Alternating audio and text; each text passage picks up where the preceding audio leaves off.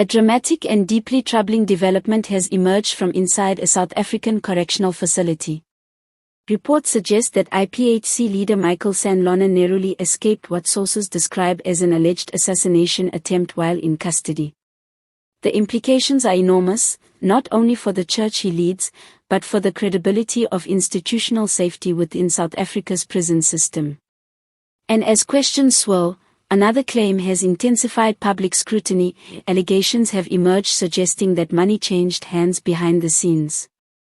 Michael Sandlana, associated with leadership structures within the International Pentecost Holiness Church, has been at the center of internal disputes and legal battles in recent months. The IPHC is one of South Africa's largest African-initiated churches, with significant property holdings, thousands of congregants, and long-standing influence in provinces such as Gauteng and Limpopo. Sandlana's incarceration, linked to ongoing legal matters that remain before the courts, has already heightened tensions within factions of the church. Leadership disputes over governance, authority, and financial control have reportedly intensified in his absence. It is within this charged atmosphere that the alleged prison incident is said to have occurred. According to sources familiar with the situation, security within the correctional facility was temporarily tightened following what has been described as a credible threat to Sandlana's life. While officials have not publicly confirmed every detail, reports suggest that internal intelligence flagged potential danger involving other inmates or external influence. The Department of Correctional Services has not released a comprehensive public briefing at the time of reporting.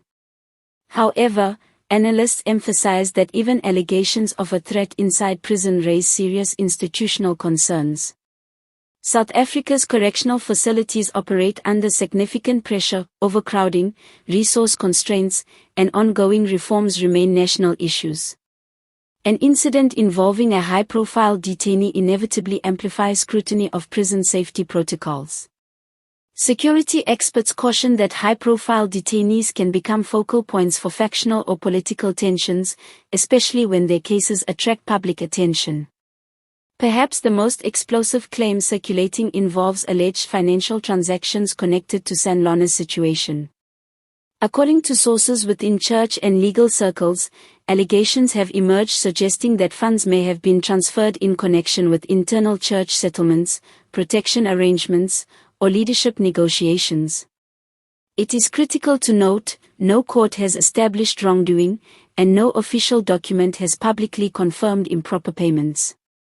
However, the perception of undisclosed financial dealings, especially when tied to a major religious institution, has intensified suspicion and division.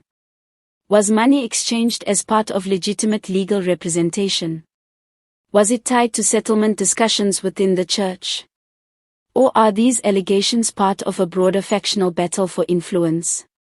Political observers point out that financial transparency within large religious institutions has become an increasingly sensitive issue across South Africa. The combination of spiritual authority and substantial assets often creates governance tensions when leadership disputes arise. Although the case centers on church leadership, the ripple effects extend further. Religious institutions in South Africa have historically played a significant social and political role. From anti-apartheid activism to community development initiatives, faith-based organizations continue to shape public discourse. While there is no verified evidence linking political actors to the alleged prison incident, analysts note that destabilization within a major church can influence broader community dynamics. If allegations of a credible threat inside a correctional facility are confirmed, authorities will face pressure to demonstrate that all detainees, regardless of status, are adequately protected under the law. Legal experts emphasize that the state carries constitutional responsibility for the safety of individuals in custody. Any lapse could invite further investigation, parliamentary oversight, or legal challenge. Within congregations affiliated with the IPHC, reactions have reportedly been mixed. Some supporters view Sandlana as a victim of internal power struggles and believe the alleged attempt strengthens claims that he faces organized opposition. Others argue that unresolved governance disputes must be addressed transparently to restore credibility. On social media, narratives have spread rapidly, often without verified documentation. Analysts caution that misinformation can escalate tensions and undermine ongoing legal processes. Civil society organizations have called for restraint and for official clarification from relevant authorities. Several developments could shape the coming weeks. Official confirmation or denial of the alleged prison threat. Clarification regarding any reported financial transactions. Court proceedings related to Sandlana's broader legal matters. Internal governance decisions within the IPHC. Each of these factors carries consequences not just for one individual, but for institutional credibility at multiple levels. This unfolding situation reflects a broader truth about South Africa's evolving political and social landscape. The lines between faith, power, finance, and institutional accountability are increasingly under scrutiny. If confirmed, an assassination threat inside prison would raise urgent questions about safety and oversight. If allegations regarding financial payments prove unfounded, reputational damage may still linger. For now, facts remain limited. Investigations, formal or informal, appear ongoing. What is certain is that this story is no longer confined to internal church politics.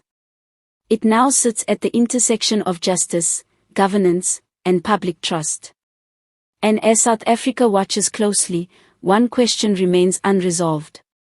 Was this an isolated threat, or a symptom of deeper, unresolved power struggles that have yet to surface fully? The answer may redefine not only the future of Michael Sandlana, but the credibility of institutions meant to protect and guide the nation.